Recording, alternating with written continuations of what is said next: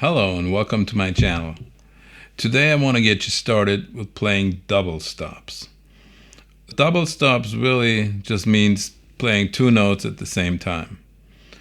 It's not very specific in what it is saying that it is. When somebody plays,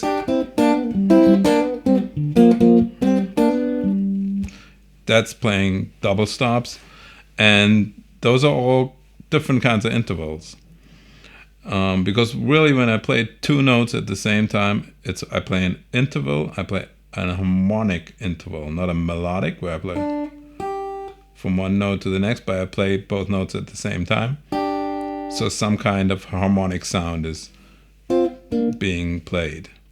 And if I play this on the blues, I'm using my hold pedal again so you can hear a chord in the background, and I play.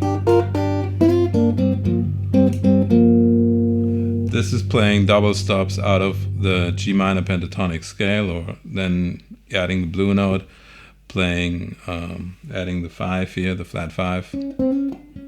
I can put a double stop there. And that's different intervals, because when I play these two notes together, that's a fourth. And when I play these two notes together, that's a third. A major third. But for the sake of today's lesson, we're just going to use double stops. We're playing two notes at the same time. And I find an easy way to get started with this for most of my students is just seeing the pentatonic scale that they know. Most of them have already played through this or have seen somebody play through this fingering. So this is the one we're using right here, blues in G, going down, G minor pentatonic, but played over a G7 chord. And if I just go very systematically and I just play always the two notes together that are on adjacent strings, I do these two, right here,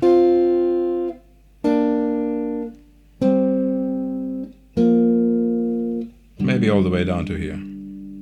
Some people play down here too, but and then try sliding into them. Maybe you go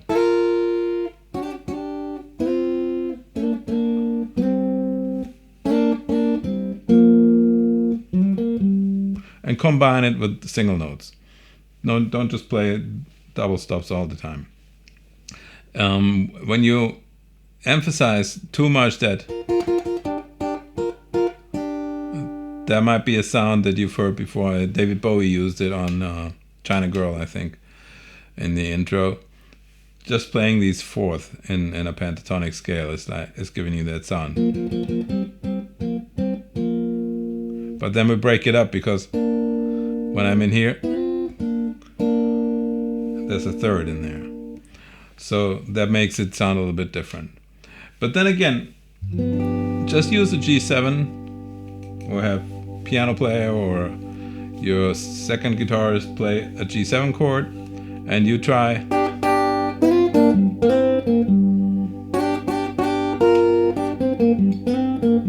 And for today, for the purpose of this lesson, I'm just using my fingers now, so I can grab two notes with these two fingers, or just my thumb and my index finger. But you can of course play them with the pick, which will add a layer of difficulty. You will hit them one after the other. You can't hit them at the same time with the pick, but you play that so quickly that it almost sounds like one stroke. Okay, so here's G7. Oh, that's a little loud. That's better. And I go.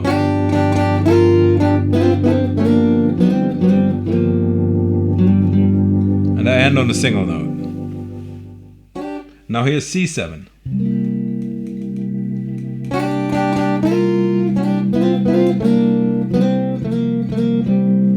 You see how this sounds totally different on the C7. I go back to the G7.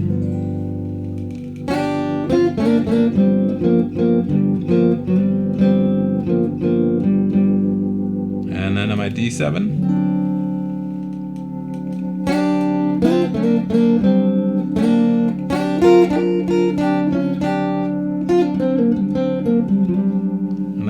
G7. And the fun really starts when you begin using double stops that are part of the chord that's been played underneath. And that's why B.B. King says he put out a book with somebody in the early 70s already. And he said, I might not play the chord, but I see the chord. So he will have the pentatonic fingering, and he will see the chord on top or underneath, whichever way you want to look at it. He will see the chord notes that are happening at that spot there that he's at right now in the blues progression. Okay? And then he'll see this chord and he see, oh, there's a different note in there that I don't have. So that will start you to get to know that there are notes that are being played in the chord that we don't cover with our pentatonic scale. So those are fun to use. If I have the G7, and I tell my students, okay, now look at this and just break it down to pairs of strings. So this is one pair. Of course, this is the top here. Then this is the next one. This note we didn't have in the pentatonic scale. So that's a nice one. If I go all on top of G7. Now the next one is this. Also a nice double stop.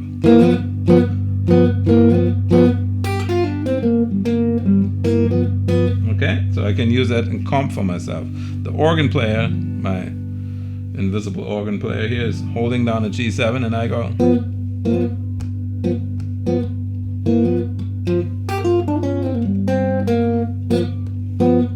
Okay, I could use this one too. Down here in the G7, if I have the G7 held, and I have that.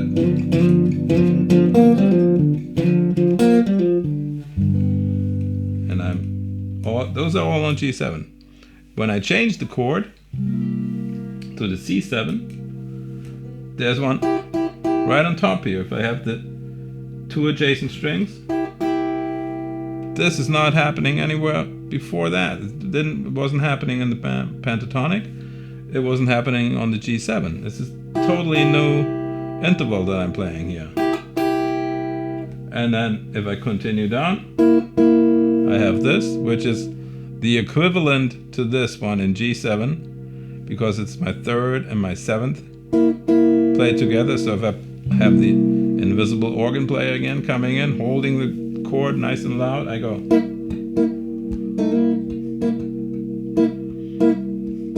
On top of that, it's enough. The bass player is hopefully holding down the C, and the organ player is holding down the whole chord. So those two notes are very strong. And then if I combine that with the pentatonic scale or the blues scale,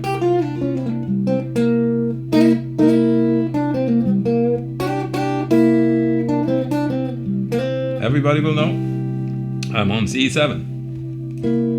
So the other one would be, the next two would be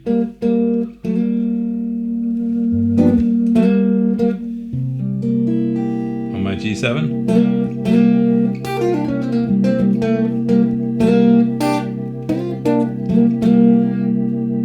And down here it's just a power chord, it's just these two.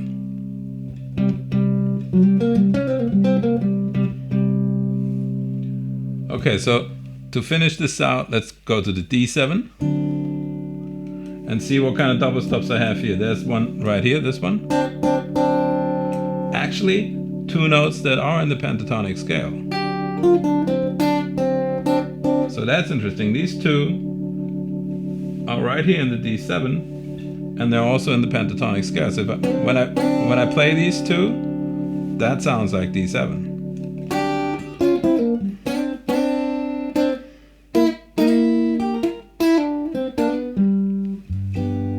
Okay, so I could just go from the 5 to the 4 and go.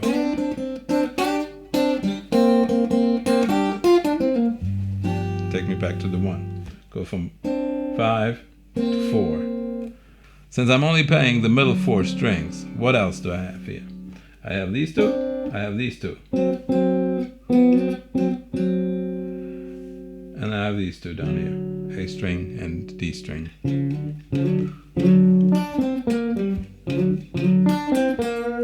Okay, those would already give me D7 because it's the root and the third, the major third. But let me go back to these two for a second. When I played G7, I had these two. So I held, the organ player is holding G7, and I go.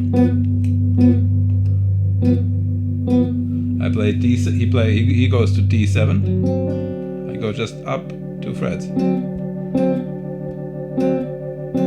Now he goes from D7 to C7. I go down here. And this is what you hear Albert Collins do when he comps. He's got this big band. Sometimes he even has the horn players laying out the chords. And all he has to do is go like this.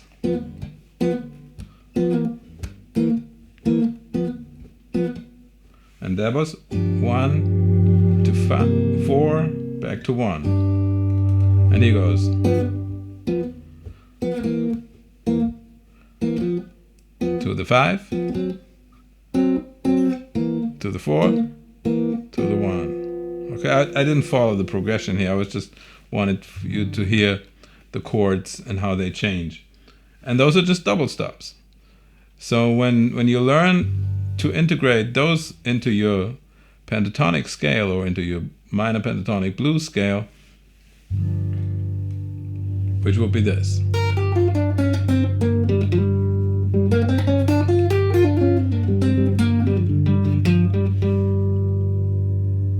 And then I have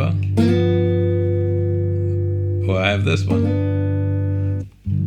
So now let me combine them.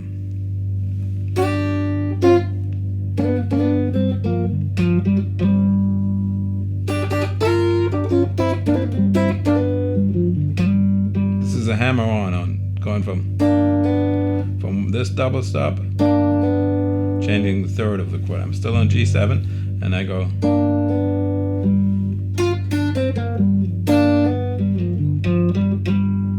Go to C7.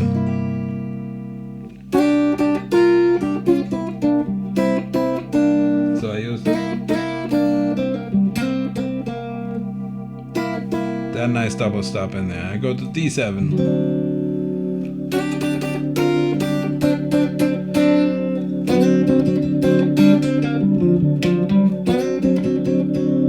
I go back to C7.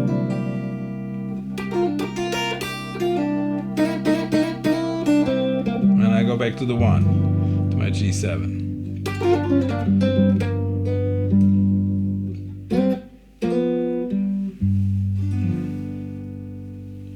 I hope this will give you some idea of what you can do with the double stops, and I hope to see you again on my channel sometime soon.